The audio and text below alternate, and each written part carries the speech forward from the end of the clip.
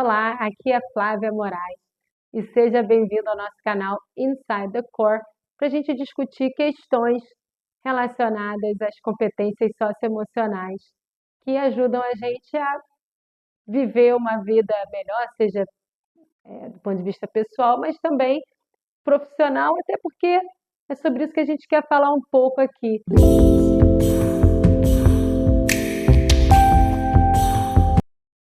Não é tão simples a gente separar o eu profissional, o eu pessoal. O nosso estado de espírito vai influenciar muito também o nosso desenvolvimento profissional, ainda mais quando a gente está falando de alcançar um ápice. E esse ápice fica sempre a pergunta, né?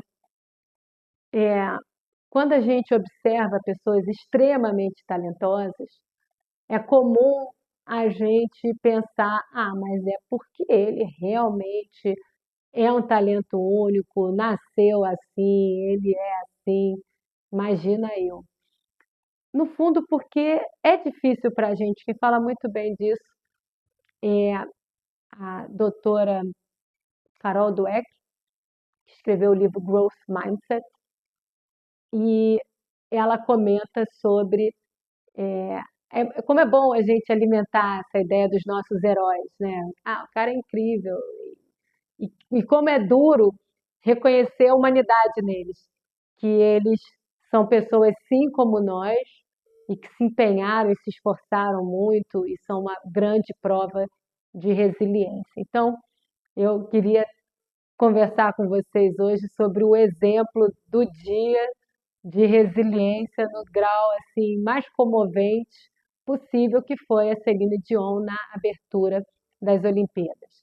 Gente, acho que, aliás, não precisa nem ser crítico de música para ser capaz de perceber a potência da Celine Dion, né, da extensão vocal, da técnica, do domínio dela, o domínio do domínio, porque ela, além de dominar ali cada palavra, cada estrofe, cada rima, cada compasso, por ela ter aquela firmeza ali técnica, ela pode jogar ali com a emoção em cima de uma maneira que, para quem viu os vídeos, ela colocou Paris inteira para chorar.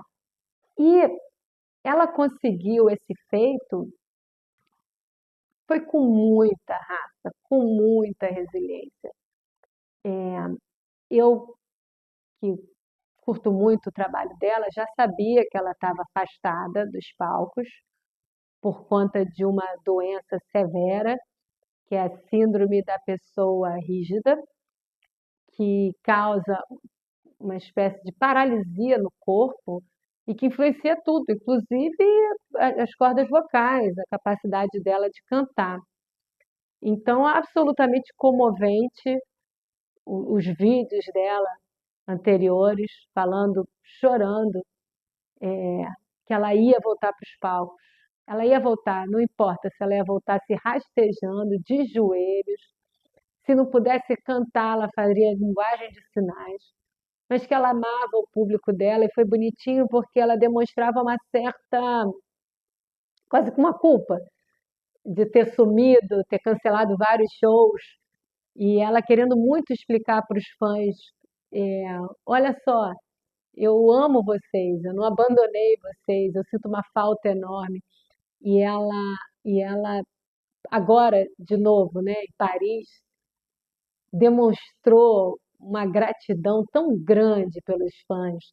Foi tão bonita a entrega, a volta. Mas é isso, a gente não pode, é cômodo, como diria Carol Dweck, né? A gente se colocar nesse lugar, porque ela é um talento, ela nasceu assim, ela assim. Gente, ela é uma mulher de uma força, no sentido literal da palavra. Ela sentia dores extremas, muitas e muitas dores no corpo todinho, e ela tinha essa determinação, essa força mental de que ela ia voltar de qualquer jeito. E aí ela volta 4 anos depois, longe dos palcos, para fazer uma apresentação que, até onde eu sei, foi uma unanimidade, né? Ela vestida naquele vestido Dior, branco, maravilhoso, de coquinho. Exalto isso porque eu acho muito bacana, eu acho que isso mostra a genuinidade, a coisa de ser genuíno e ser autêntico, cantando uma música que é o Hino ao Amor, da Edith Piaf. Então, quer dizer, completamente fora de moda, no sentido de que nada ali estava na moda. A roupinha não era a roupinha da moda, o cabelinho não era o cabelinho da moda, a música não era a musiquinha da moda. Tudo muito autêntico.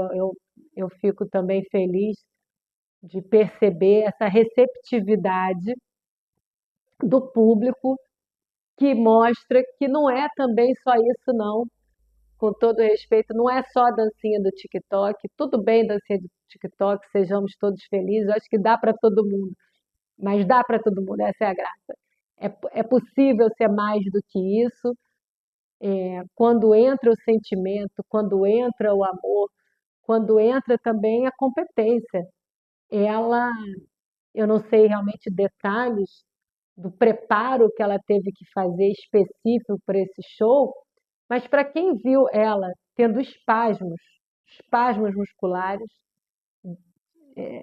gemendo, chorando de dor, né, e com o corpo todo paralisado, vê-la ali no alto da Torre Eiffel, cantando da maneira que ela cantou, não cantou assim uma musiquinha qualquer, não, uma música que exige muito e no mais alto nível técnico possível, classificado por muitos como uma apresentação épica, épica que entrou para a história da humanidade. Então, é preciso enxergar a força dessa mulher, a resiliência e a coragem.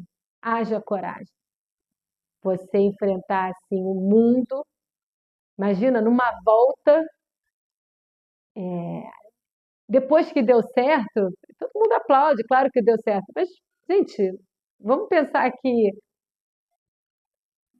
mais friamente. Ninguém sabia que ia dar certo, ela não sabia que ia dar certo, ela podia chegar lá e aí. Então é muita coragem, muita autenticidade, muita força mental e muita resiliência, além de muita técnica. E essa história também me faz lembrar, eu fui outro dia assistir um concerto que é um dos meus favoritos, mas é o mais famoso de Rachmaninoff, que é um compositor russo, que por ele ser pianista, as peças dele são consideradas extremamente desafiadoras para os pianistas, né? Muito difícil. E a mais famosa e uma das mais exigentes, assim, tecnicamente, é o Concerto número 2 para piano de Rachmaninoff. Fui lá ver, foi lindíssimo. E ainda que eu pudesse imaginar desde sempre que se tem um concerto número 2 para piano, existe também o número um. Eu descobri nesse concerto algo que eu não sabia, que o concerto número um foi um fiasco, foi um fracasso muito grande. Um fracasso ao ponto de que ele chegou, o Rachmaninoff, a entrar em depressão, largou os palcos, não quis mais compor, tipo, largou a vida. Ele ficou muito mal.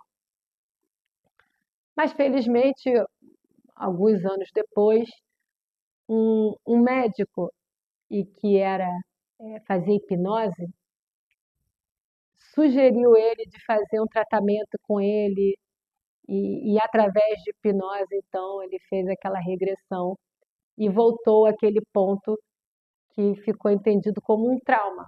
Aquela estreia do concerto número um para piano foi um trauma na vida dele. Ele se sentiu profundamente mal. E aquele trauma foi o gatilho para o que viria depois, que não era até então claro para ele. E voltando, então, a compor, ele simplesmente compõe a obra-prima dele, que é o Concerto número 2 para piano. E fica de novo a reflexão: ah, ele é um gênio. Ele é um gênio, um gênio, um gênio. Gente, é, sei lá, podemos chamar de gênio, uma pessoa com uma habilidade realmente extraordinária, se a gente quiser chamar de gênio assim. Uma pessoa com uma habilidade extraordinária para executar uma determinada tarefa, no caso, para fazer concertos, sinfonias e tal. Mas ele não seria um gênio, não é? De novo, sem resiliência, sem dar a volta por cima. Antes da grande obra-prima veio o grande fracasso. E, e aí a gente precisa realmente se provocar, a gente precisa realmente se perguntar no momento que a gente falha, no momento que a gente tem uma grande derrota, se a gente está desistindo antes da nossa grande obra-prima. Porque, de modo geral, a gente vai olhando em volta e a gente percebe, sim, que as grandes obras-primas, de modo geral, usamos aqui dois exemplos de música, mas as grandes obras-primas vêm de grandes aprendizados.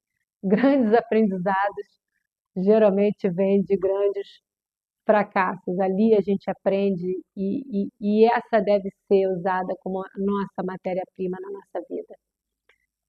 Ali no momento que deu tudo errado, a gente ter essa honestidade de olhar, identificar o que aqui deu errado, o que aqui eu poderia fazer diferente, mas isso sem se autoflagelar, sem se martirizar, se perdoando, na linha de eu não sabia isso quando eu comecei, mas agora eu sei, e tudo bem.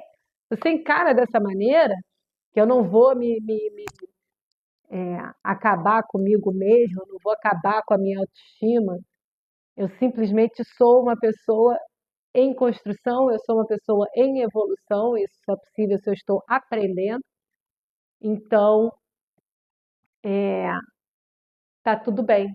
A gente não precisa estar nem num lado cômodo de, não, isso é muito difícil para mim, realmente, eu sabia que ia dar errado, ou o contrário, né? A pessoa que acha que está sempre certa, em geral, acaba ficando até pessoas amarguradas. Acho que a gente pode ter e se permitir a ideia de que podemos sempre aprender mais um pouquinho, então eu não preciso destruir com a minha autoestima porque eu falhei, eu posso pegar aquele erro e transformar aquilo para virar a minha grande obra-prima. E a minha grande obra-prima, gente, realmente cantar feita a Celine Dion, vestido de Dior em Paris, pode não ser o caso, mas é a nossa realização pessoal de estar fazendo aquilo que a gente gosta, que a gente acredita, de maneira autêntica e verdadeira, é uma super realização. E vocês? Já pararam para pensar? Se vocês de repente desistiram ali, tão próximo da sua grande obra-prima?